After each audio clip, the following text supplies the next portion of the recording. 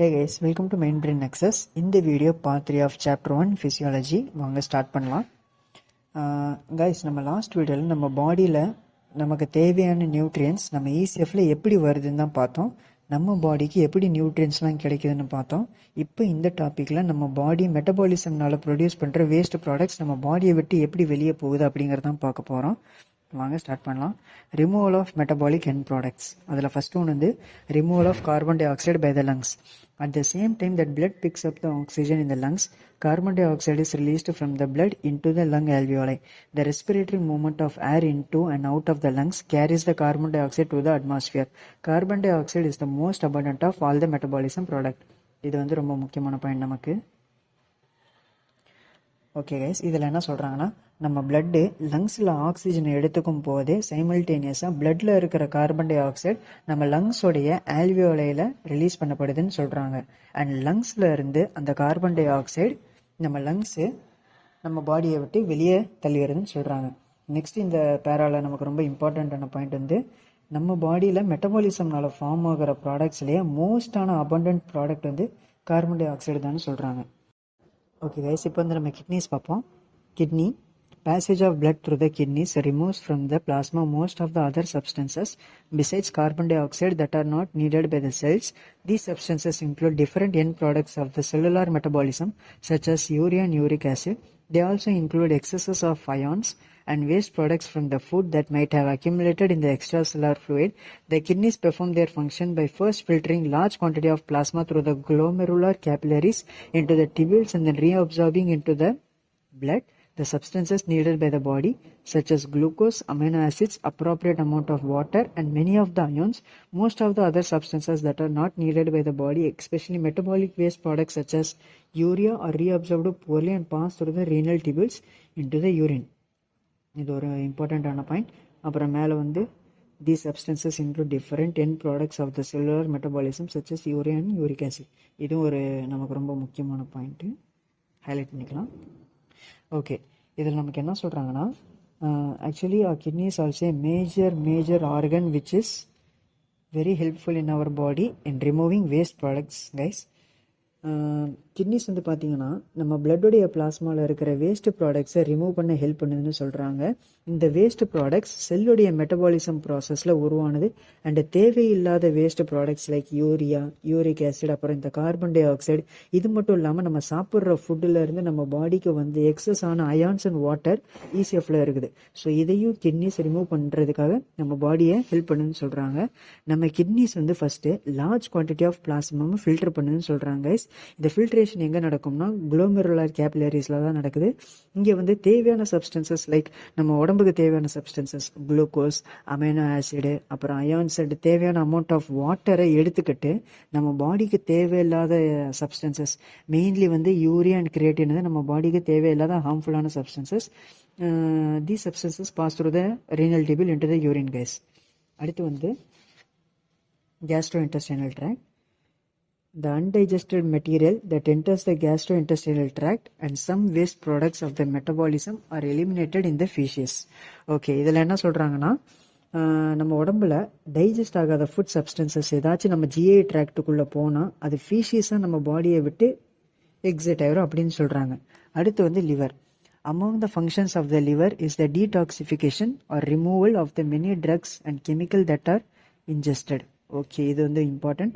The liver secretes many of these waste into the bile to eventually eliminated in the feces. Okay guys, நம்ம வந்து ஏற்கனவே last வீடியோவில் பார்த்த மாதிரி detoxification of substances நம்ம லிவருடைய ஒரு ரொம்ப முக்கியமான ஃபங்க்ஷன் கைஸ்.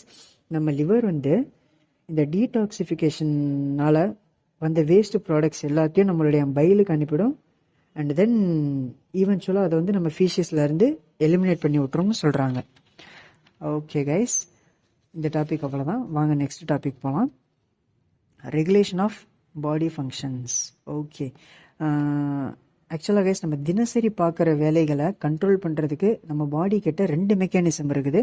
ஒன்று வந்து நம்மளுடைய நர்வஸ் சிஸ்டம் அண்ட் ரெண்டாவது வந்து நம்மளுடைய ஹார்மோனல் சிஸ்டம். ஃபஸ்ட்டு வந்து நர்வஸ் சிஸ்டம் என்னன்னு பார்க்கலாம்.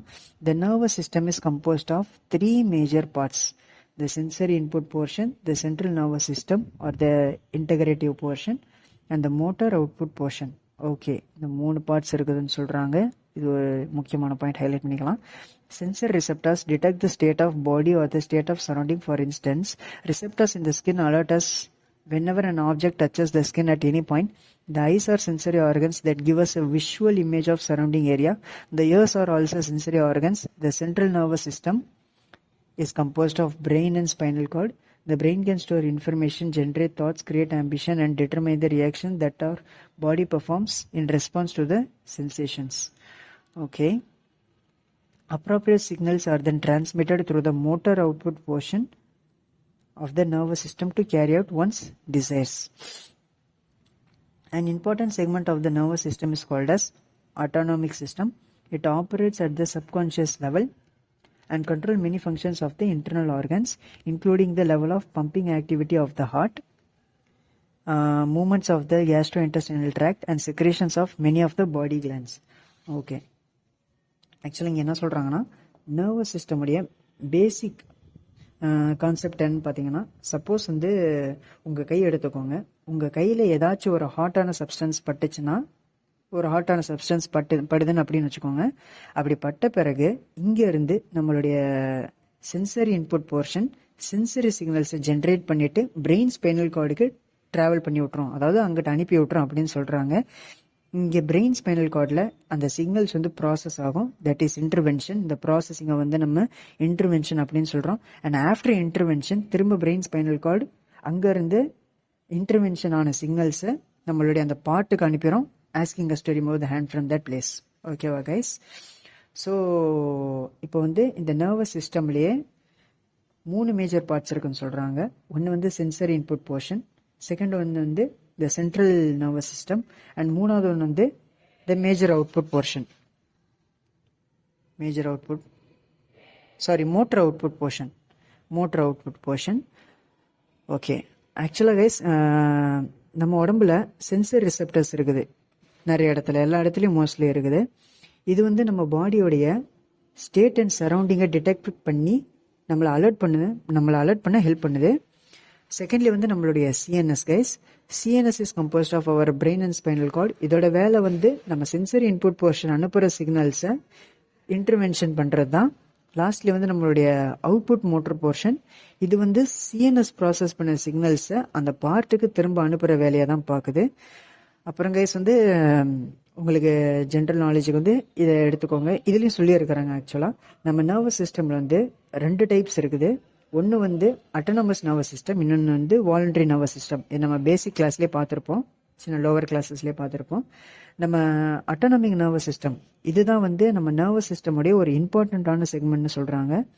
அண்ட் இது வந்து சப்கான்ஷியஸ் லெவலில் பல இன்டர்னல் ஆர்கன்ஸுடைய ஃபங்க்ஷன்ஸை கண்ட்ரோல் பண்ணுதுன்னு சொல்கிறாங்க. அதே மாதிரி இதுக்கு ஆப்போசிட்டாக வாலண்டரி நர்வஸ் சிஸ்டம் வேலை செய்யும்.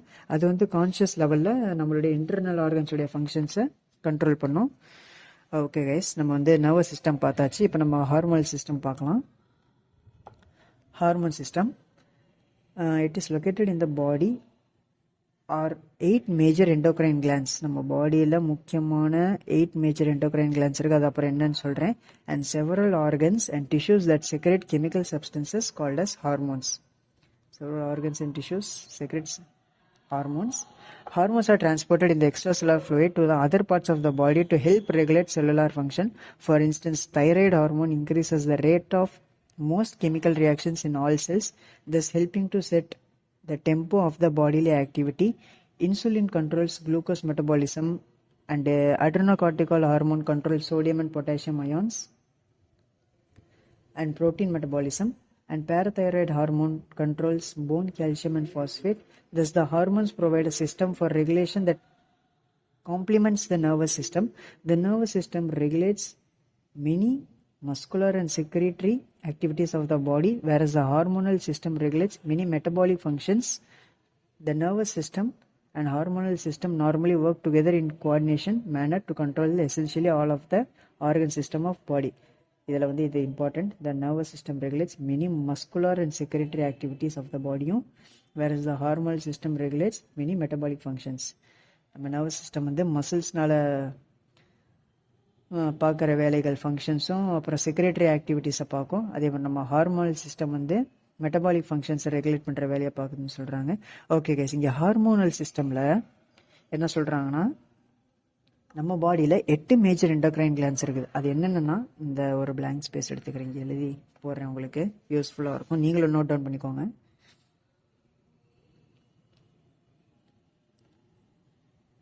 ஓகே, அந்த 8 எண்டோக்ரைன் கிளான்ஸ் என்னென்னு பார்த்தீங்கன்னா, ஃபர்ஸ்ட் ஒன், ரொம்ப போல்டாக இருக்கு. ஓகே, ஃபர்ஸ்ட் ஒன் வந்து ஹைப்போதலாமஸ்.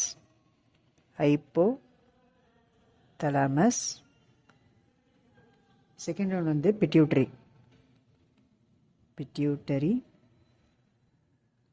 தேர்ட் ஒன் வந்து தைராய்டு.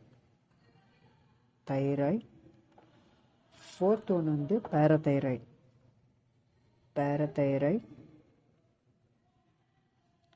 ஃபிஃப்த் ஒன் வந்து adrenals. Sixth one is pineal body, PINEAL, pineal body. Seventh one வந்து ஓவரிஸ். எய்த் ஒன் வந்து நம்மளுடைய டெஸ்டிஸ். ஓகே, இந்த 8மே வந்து நம்ம உடம்புல இருக்கிற மேஜர் எண்டோக்ரைன் கிளான்ஸ் கைஸ். இந்த கிளான்ஸை தாண்டி டிஷ்யூஸும் ஹார்மோன் செக்ரேட் பண்ணுதுன்னு சொல்கிறாங்க. அது வந்து என்ன மாதிரி டிஷ்யூஸ் பார்த்தீங்கன்னா, நம்மளுடைய கான்ட்ராக்டிங் ஸ்கெல்டல் மசில்ஸ் இருக்குது இல்லையா, அது வந்து மயோகின்ஸ், அப்புறம் இன்டர்லியூக்கின்ஸ் 6 போன்ற பல ஹார்மோன்ஸை வந்து செக்ரேட் பண்ணுதுன்னு சொல்கிறாங்க. ஹார்மோன்ஸ் ECFல டிரான்ஸ்போர்ட் ஆகுதுன்னு, நம்ம செல்லுலார் ஃபங்க்ஷன்ஸை வந்து ரெகுலேட் பண்ணுறதுக்காக இந்த ஹார்மோன்ஸ் வந்து நம்ம ECFல டிரான்ஸ்போர்ட் ஆகுதுன்னு சொல்கிறாங்க. இப்போ இங்கே வந்து நிறைய எக்ஸாம்பிள்ஸ் கொடுத்துருந்தாங்க. எக்ஸாம்பிளுக்கு வந்து நம்மளுடைய தைராய்டு ஹார்மோன், இது வந்து நம்ம செல்ஸோடைய ரேட் ஆஃப் மெட்டபாலிசமை இன்க்ரீஸ் பண்ணுறதுக்கு ஹெல்ப் பண்ணுது. அப்புறம் இன்சுலினை பற்றி சொல்லியிருந்தாங்க. இன்சுலின் வந்து நம்ம பாடியில் குளுக்கோஸ் மெட்டபாலிசம் வந்து கண்ட்ரோல் பண்ணுதுன்னு சொல்கிறாங்க. ஹைலைட் பண்ணிக்கலாம், அது எல்லாத்தையும் இல்லை அண்டர்லைன் பண்ணிக்கலாம். அப்புறம் வந்து நம்ம அட்ரினோ கார்டிகல் ஹார்மோன் வந்து சோடியம் அண்ட் பொட்டாசியம் அயான்ஸை கண்ட்ரோல் பண்ணுதுன்னு சொல்கிறாங்க. வேறு என்ன கண்ட்ரோல் பண்ணுது? ப்ரோட்டீன் மெட்டபாலிசம் நம்ம அட்ரினோ கார்டிகால் வந்து கண்ட்ரோல் பண்ணுதுன்னு சொல்கிறாங்க. அப்புறம் வந்து நம்ம பேராதைராய்டு ஹார்மோன் வந்து controls the phone, calcium and phosphate. போனில் இருக்கிற கால்சியமையும் ஃபாஸ்பேட்டையும் கண்ட்ரோல் பண்ணுதுன்னு சொல்கிறாங்க. Thus hormones provide a system for regulation that complements the nervous system. Okay, அவ்வளோதான் கைஸ். அடுத்து வந்து நம்ம ப்ரொடெக்ஷன் ஆஃப் த பாடிக்கு போகலாம். கைஸ், இப்போ நம்ம பாடியோடைய ப்ரொடெக்டிங் மெக்கானிசம் என்னன்னு பார்க்கலாம். ஃபஸ்ட்டு சிஸ்டம் வந்து இம்யூன் சிஸ்டமை பற்றி கொடுத்துருக்குறாங்க. செகண்ட் சிஸ்டம் வந்து இன்டிகுமெண்ட்ரி சிஸ்டமை பற்றி கொடுத்துருக்குறாங்க. இந்த 2 சிஸ்டம் தான் நம்ம பாடியை ப்ரொடெக்ட் பண்ணுதுன்னு சொல்கிறாங்க. வாங்க ஃபஸ்ட்டு வந்து இம்யூன் சிஸ்டமை பார்க்கலாம். The immune system consists of white blood cells, tissue cells derived from the white blood cells, the thymus, lymph nodes, and the lymph vessels that protect the body from pathogens such as bacteria, viruses, parasites, and fungi. The immune system provides a mechanism for the body to distinguish its own cells from the foreign cells and substances and destroy the invader by phagocytosis or by producing synthesized lymphocytes or specialized proteins, that is antibodies, that either destroy or neutralize the invader. Okay, இதில் என்ன சொல்கிறாங்கன்னா, நம்ம immune சிஸ்டமில் WBCs இருக்குது. WBCஸில் இருந்து drive ஆன tissue cells இருக்குதுன்னு சொல்கிறாங்க. லைக் நம்மளுடைய பிளட் அண்ட் லிம்ஃபோ தான் அவங்க சொல்கிறாங்க. அடுத்து வந்து லிம்ஃப் நோட்ஸ் இருக்குது, அப்புறம் லிம்ஃப் வெசல்ஸ் இருக்குதுன்னு சொல்கிறாங்க கைஸ். இது எல்லாமே வந்து நம்ம பாடியை pathogens like bacteria, virus, parasites and fungi கிட்ட இருந்து நம்மளை ப்ரொடெக்ட் பண்ணுதுன்னு சொல்கிறாங்க. நம்ம இம்யூன் சிஸ்டம் நம்ம பாடிக்கு ஒரு மெக்கானிசமை ப்ரொவைட் பண்ணுது கைஸ். அண்ட் இந்த மெக்கானிசம் வந்து நம்ம பாடியை தன்னுடைய ஓன் செல்ஸை ஹார்ம்ஃபுல்லான ஃபாரின் சப்ஸ்டன்சஸ் ஆர் செல்ஸ் கிட்ட இருந்து டிஸ்டிங்யூஷ் பண்ண ஹெல்ப் பண்ணுதுன்னு சொல்கிறாங்க கைஸ். இந்த மெக்கானிசம் டிஸ்டிங்யூஷ் பண்ணுறது மட்டும் இல்லாமல் அந்த இன்வேடர்ஸை ஃபேகோசைட்டோசிஸ் மூலியமாகவோ இல்லை synthesized lymphocytes or specialized proteins like ஆன்டிபாடிஸை வச்சு அதை வந்து ஒன்று டெஸ்ட்ராய் பண்ணுது, இல்லைனா அதை நியூட்ரலைஸ் பண்ணுன்னு சொல்கிறாங்க. ஐ ஹோப் உங்கள் எல்லாருக்குமே ஃபேகோசைட்டோசிஸ்னால் என்னென்னு தெரியும்னு நினைக்கிறேன். வேறு என்னென்னா சின்டிசைஸ்டு லிம்ஃபோசைட்ஸ் நீங்கள் ஒரு புது டேர்ம் கொடுத்துருக்குறாங்க. சின்டிசைஸ்டு செல்ஸ் ஆர் லிம்ஃபோசைட்ஸ்னால் ஒன்றுமே இல்லை கைஸ். அது வந்து ஆக்சுவலாக இம்யூனோ கம்பிட்டன்ட் செல்ஸ் தான். ஆக்சுவலாக அது இம்யூனோ கம்பிட்டன்ட் செல்ஸ். ஆக்சுவலாக இது என்னென்னா, நான் வந்து இப்போ சும்மா ஒரு சிம்பிளாக ஒரு ஐடியா மட்டும் கொடுக்குறேன் உங்களுக்கு. இதை பற்றி நம்ம அவ்வளோ டீட்டெயிலாக பேசணும்னு அவசியம் கிடையாது. பேசிக்காக இம்யூனோ கம்பிட்டன்ட் செல்ஸ் அப்படிங்கிறது ஒரு லார்ஜ் சைஸ்டு இம்யூன் செல்ஸ் தான் கைஸ், வேறு ஒன்றும் இல்லை.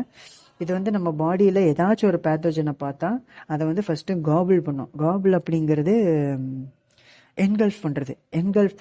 என்கல்ஃப் பண்ணிவிட்டு இல்லை அதை காபிள் பண்ணிவிட்டு இன்ஜெஸ்ட்டும் பண்ணிவிடும்.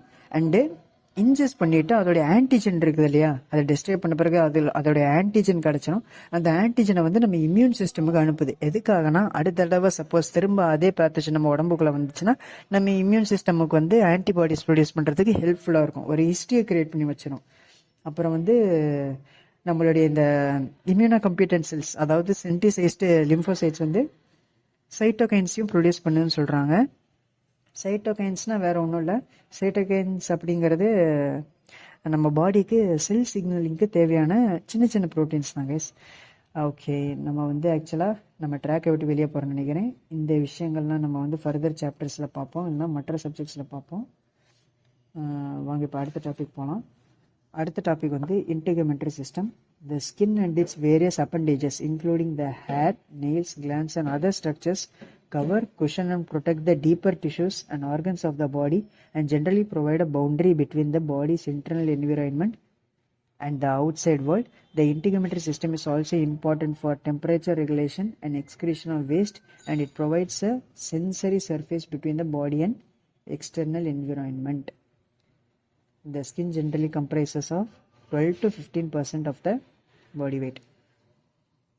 ஓகே, இதில் வந்து நமக்கு என்ன சொல்கிறாங்கன்னா, நம்ம இன்டெகுமெண்ட்ரி சிஸ்டம், அதாவது இந்த பேரில் என்ன சொல்லுவாங்கன்னா, நம்ம இன்டெகுமெண்ட்ரி சிஸ்டம் இன்க்ளூட்ஸ் இந்த skin and it's appendages. Appendages அப்படின்னா ஒன்றும் இல்லை, நம்மளுடைய ஸ்கின்ல இருக்கிற இந்த முடி, ஹேர்ஸு, நம்மளுடைய நெயில்ஸு, அப்புறம் அதில் இருக்கிற கிளான்ஸ் அண்ட் மற்ற ஸ்ட்ரக்சர்ஸ் எல்லாமே நம்ம உடம்பை வந்து ப்ரொடெக்ட் பண்ணுறதுக்கு ஹெல்ப் பண்ணுதுன்னு சொல்கிறாங்க. நம்ம இன்டெகுமெண்ட்ரி சிஸ்டம் நம்ம பாடியுடைய டீப்பர் டிஷ்யூஸ் இருக்குது இல்லையா, உள்ள ஸ்கின்னு கீழே இருக்கிற டிஷ்யூஸை, அப்புறம் கீழே இருக்கிற ஆர்கன்ஸை வந்து கவர் பண்ணி அதை குஷன் பண்ணி அதை ப்ரொடெக்ட் பண்ணுதுன்னு சொல்கிறாங்க கைஸ். நம்ம இன்டெகுமெண்ட்ரி சிஸ்டம் நம்ம பாடியோடைய இன்டர்னல் என்விரான்மெண்ட் இருக்குது இல்லையா, உள்ளே இருக்கிற என்விரான்மெண்ட்டையும் அவுட் சைடு வேர்ல்டுக்கும் நடுவில் ஒரு பவுண்ட்ரியாக வந்து இருக்குதுன்னு சொல்கிறாங்க. அடுத்து வந்து இன்டெகுமெண்ட்ரி சிஸ்டம், நம்ம இன்டெகுமெண்ட்ரி சிஸ்டம் ப்ரொடெக்ஷன் பண்ணுறதை மட்டும் இல்லாமல் அதை தாண்டி temperature regulation and excretion of waste, நம்ம பாடியோட டெம்பரேச்சர் ரெகுலேட் பண்ணுது. அப்புறம் வேஸ்ட் ப்ராடக்ட்ஸை எக்ஸ்க்ரீட் பண்ணுற வேலையும் பார்க்குன்னு சொல்கிறாங்க. எக்ஸ்கிரீஷன் ஆஃப் வேஸ்ட்னால் இங்கே வந்து நம்ம ஸ்வெட்டிலேருந்து வெளியே வர்ற அந்த வேஸ்ட் ப்ராடக்ட்ஸ் செல்லுலார் வேஸ்ட்டாக தான் சொல்கிறாங்க. And it provides a sensory interface, அதாவது நம்ம முன்னாடி பார்த்த மாதிரி சென்சரி இன்புட் போர்ஷன். நம்ம ஸ்கின்னு வந்து அதுவும் ஒரு சென்சரி ஆர்கன் தான், நமக்கு டச்சு ஃபீல் ஆகுது. ஸோ இது வந்து நம்ம இன்டெகுமெண்ட்ரி சிஸ்டம் ஒரு சென்சரி இன்டர்ஃபேஸையும் ப்ரொவைட் பண்ணுன்னு சொல்கிறாங்க. இதெல்லாம் தாண்டி இந்த பேரில் இன்னொரு முக்கியமான பாயிண்ட் என்ன சொல்ல வராங்கன்னா, இந்த ஸ்கின் ஜென்ரலி கம்ப்ரைசஸ் அபவுட், இது வந்து important, 12 to 15% of the body's weight. நம்ம பாடியோடைய 12 to 15% வெயிட் வந்து நம்ம ஸ்கின்னு மட்டுமே தான் அப்படின்னு சொல்கிறாங்க. ஓகே கைஸ், அப்புறம் வந்து ரீப்ரொடக்ஷன் இது வந்து நமக்கு அவ்வளோ இம்பார்ட்டண்ட்டான டாபிக் தேவையில்லை. ஆனால் இதில் என்ன சொல்ல வராங்கன்னா, இது வந்து நம்ம போன வீடியோவில் பார்த்த அந்த மஸ்குலோஸ்கெலிட்டல் சிஸ்டம் மாதிரி ஒரு ப்ராட் ஆஸ்பெக்டில் பேசுகிறாங்க, ஒரு வைடர் ஆஸ்பெக்டில் பேசுகிறாங்க. இப்போ நான் இருக்கேன்னா என்னுடைய ஆஃப் ஸ்ப்ரிங்ஸ் ஒரு 4 ஆஃப் ஸ்ப்ரிங் இருக்காங்க வச்சுக்கோங்க. இப்போ நான் இறந்து போயிட்டேன்னா என்னோட இடத்த ஃபில் பண்ணி ஹோமியோஸ்டாசிஸ் அப்படின்னு என்னது, ஒரு பேலன்ஸை மெயின்டைன் பண்ணுறது. அப்போ நான் இறந்து போயிட்டேன்னா நான் பார்க்க வேண்டிய வேலைகள் எல்லாமே அப்படியே நின்று போயிடும். ஸோ என்னுடைய இடத்த ஃபில் பண்ணுறதுக்கு என்னுடைய ஆஃப் ஸ்ப்ரிங்ஸ் வந்துடுவாங்க. ஸோ இந்த மாதிரி ஒரு ப்ராடர் ஆஸ்பெக்டில் பேசுகிறாங்க இவங்க ரீப்ரொடக்ஷன். நமக்கு இது அவ்வளோக்கா தேவையில்லை கைஸ். ஓகே, அப்போது அவ்வளோதான் இந்த வீடியோவுக்கு. பார்ட் 3 இவ்வளோதான் கைஸ். மீதி சாப்டரை வந்து நம்ம ஃபர்தர் வீடியோஸில் பார்க்கலாம். உங்களுக்கு ஏதாவது இதில் புரியலை, ஏதாவது டவுட் இருந்துச்சுன்னா கண்டிப்பாக கமெண்ட் செக்ஷனில் சொல்லுங்கள். நான் கண்டிப்பாக அதுக்கு ரிப்ளை பண்ணுவேன், உங்களுக்கு ஆன்சர் பண்ணுவேன். அப்புறம் வந்து கண்டிப்பாக மறக்காமல் லைக் பண்ணுங்கள், ஷேர் பண்ணுங்கள், அப்புறம் சப்ஸ்கிரைப் பண்ணுங்கள். Tata bye bye, see you in the next video.